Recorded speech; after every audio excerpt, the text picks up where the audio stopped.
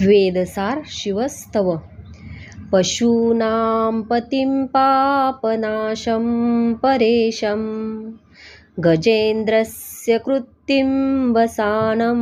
वरेण्यं जटाजूटमध्ये स्फुरद्गाङ्गवारिं महादेवमेकं स्मरामि स्मरारिं महेशं सुरेशं सुरारार्तिनाशं विभुं विश्वनाथं विभूत्यङ्गभूषं विरूपाक्षमिन्वर्कवह्नित्रिनेत्रं सदानन्दमीडे प्रभुं पञ्चवक्त्रं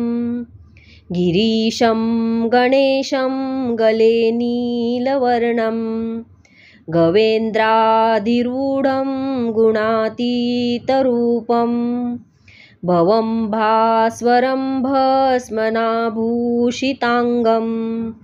भवानीकलत्रं भजे पञ्चवक्त्रं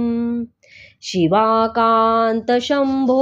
शशाङ्कार्धमौले महेशानशूलिं जटाजूटधारिन् त्वमेको जगद्व्यापको विश्वरूप प्रसीद प्रसीद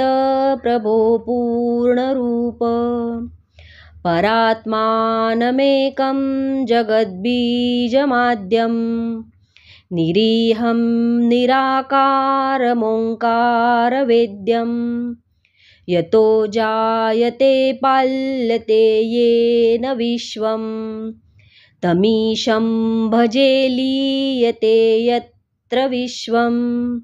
न भूमिर्न चापो न वह्निर्न वायुर्न चाकाश आस्ते न तन्द्राण निद्रा न ग्रीष्मो न शीतो न देशो न वेशो न यस्यास्ति मूर्तिस्त्रिमूर्तिं तमीडे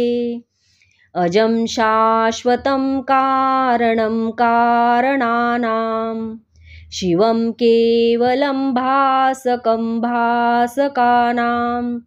तुरीयं तमपारमाद्यन्तहीनं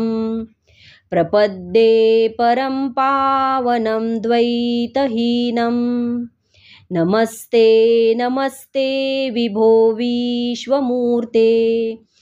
नमस्ते नमस्ते चिदानन्दमूर्ते नमस्ते नमस्ते तपोयोगगम्य नमस्ते नमस्ते श्रुतिज्ञानगम्य प्रभो शूलपाणे विभो विश्वनाथ महादेव शम्भो महेश त्रिनेत्र शिवाकान्तशान्तस्मरारे पुरारे त्वदन्यो वरेण्यो न मान्यो न गण्यः शम्भो महेश करुणामय शूलपाणे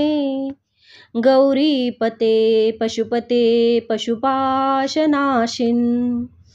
काशीपते करुणया जगदेतदेकस्त्वं हंसि पासि विदधासि महेश्वरोऽसि त्वत्तो जगद्भवति देव भवस्मरारे त्वय्येव तिष्ठति जगन्मूढविश्वनाथ त्वय्येव गच्छति लयं जगदेतदीश लिङ्गात्मकं हरचराचरविश्वरूपिन् लिङ्गात्मकं हरचराचरविश्वरूपिन्।